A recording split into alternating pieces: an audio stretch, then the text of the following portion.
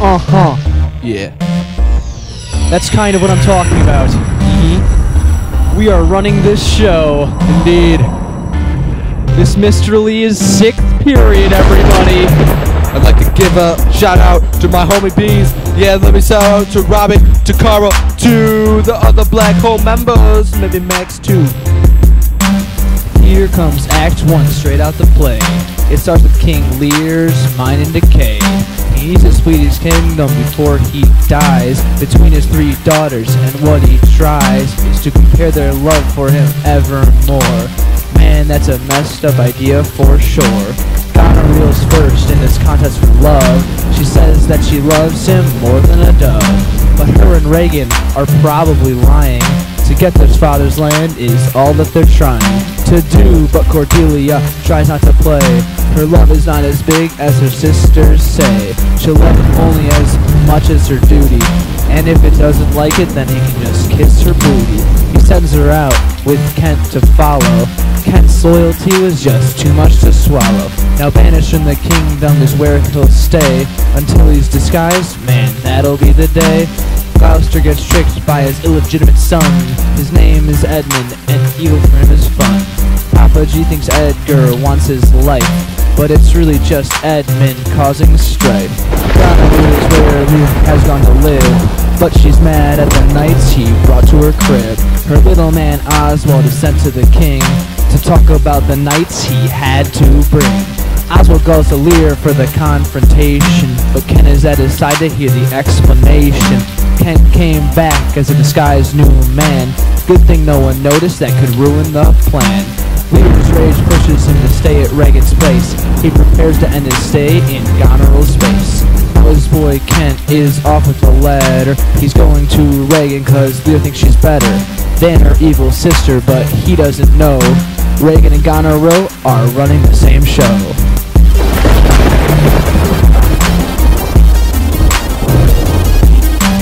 Then to Act 2, when things start to brew, Edmund frames Edgar and tricks him too. Edmund says that Cornwall's mad, and then draws blood to make him seem sad. He tells his father it was Edgar's deed, so Gloucester starts to believe that Edmund is his rightful heir, when truly Edmund isn't being fair. Reagan and Cornwall fall for Edmund's story. They order a hunt that will be gory. Kent and Oswald come to arrive.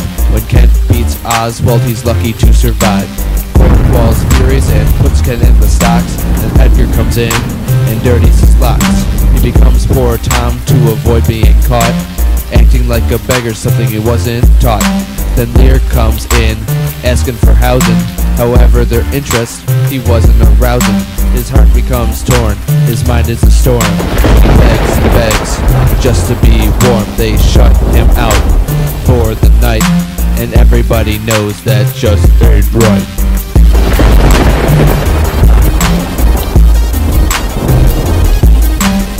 Here comes Act 3, still from the play.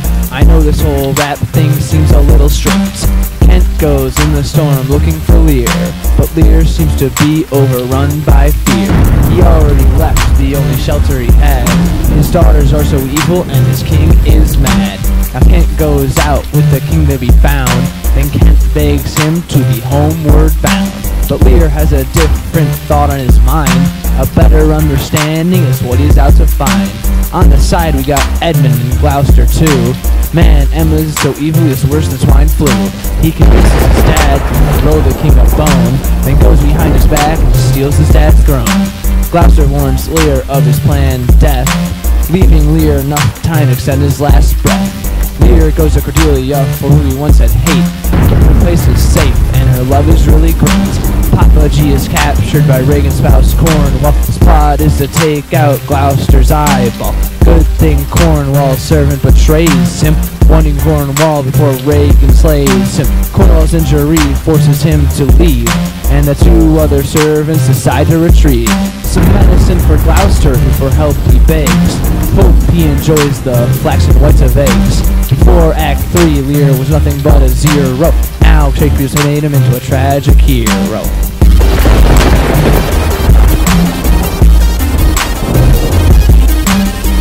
comes Act 4, which ain't no bore. We all know Lee just really wants some more. Edgar thinks it can't get worse, but Papa G comes in, so that was terse. His eyes were gouged, obviously blind. Edgar wasn't aroused, but still was kind. Gloucester only wants to see Edgar, but poor Tom wishes to remain a beggar. Papa G wants to go to the cliffs of Dover, not to play guitar hero, but make his life be over. Goneril believes that Albany is a coward, deciding to take his army. Boy, she's sour. Going to fight the French, the bodies leave a stench in a trench. You can't just sit on a bench and watch this fight clench. The power of who gets drenched with the blood of the other side, that'd be hard to hide. Goneril tells Edmund of this, and then sends him off with a kiss, obviously trying to be his mistress. Then we go to Albany, who's in a rage, who learned Gloucester's blind, lost on the stage. Now that Cornwall is dead, Goneril knows that Regan will try to wed the boy that they're chasing, Edmund that is. What a struggle they are facing. Albany, however, is unimpressed. All he wants to do is stab Edmund in the chest. Over in France, Cordelia's the queen. She's upset about Lear, thinking her sisters are mean.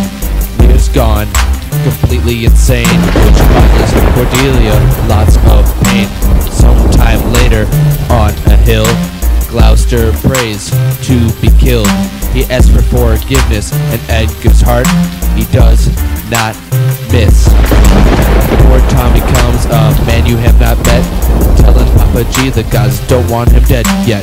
Still, on the countryside, Cordelia's men search for Lear's wide, but clearly he's loopy. Watch out, he may take a poopy.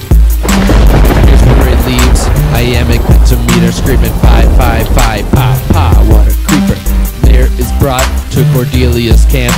Assuming she hates him, Lear thinks she's a tramp. News of Cornwall's death reaches Cordelia's men, so now they're ready to wage war on England. Back in the plains, Oswald shows up, trying to shank Gloucester to win Regan's cup. But Edgar kills Oswald and saves Papa G. And now let's move on to Act 2+3. Cheekers. Now Shakespeare's tragedy is coming to an end. If you want a happy ending, you should probably send for a different book before it's too late, because in tragedies, certain death is fate. Lydia's French army had no chance, defeated easily by Albany's army's lance. Edmund captures Lear and his only loving daughter, and sends them off for a secret slaughter. Poor Tom arrives to fight the evil Edmund, but he's poor Tom no more. Edgar's here to send his brother to hell, a place to stay. It's the only place to keep his evil at bay. Now Edmund is wounded, so he reveals his plan, realizing his wrongs to kill off King Lear's clan. Edmund is changed, but it's too late. On his deathbed, he can't change a life of hate. Servants run to save Lear, but not soon enough. He walks out with a body. Man, life's tough. Cordelia is dead in Lear's caring hand. This is all the death that most people can stand. Lear dies of sadness from his heavy grief, and for the next two, I'll try to be brief. Goneril puts poison in Regan's food. Finally, a death to help the viewer's mood. Goneril takes her own life, not willing to wait for someone else to decide her fate. The play is over and only few remain. Man, what can happen when a king's insane? Edmund, Cordelia, Goneril, and Lear. Oh, and Regan makes 5 dead here.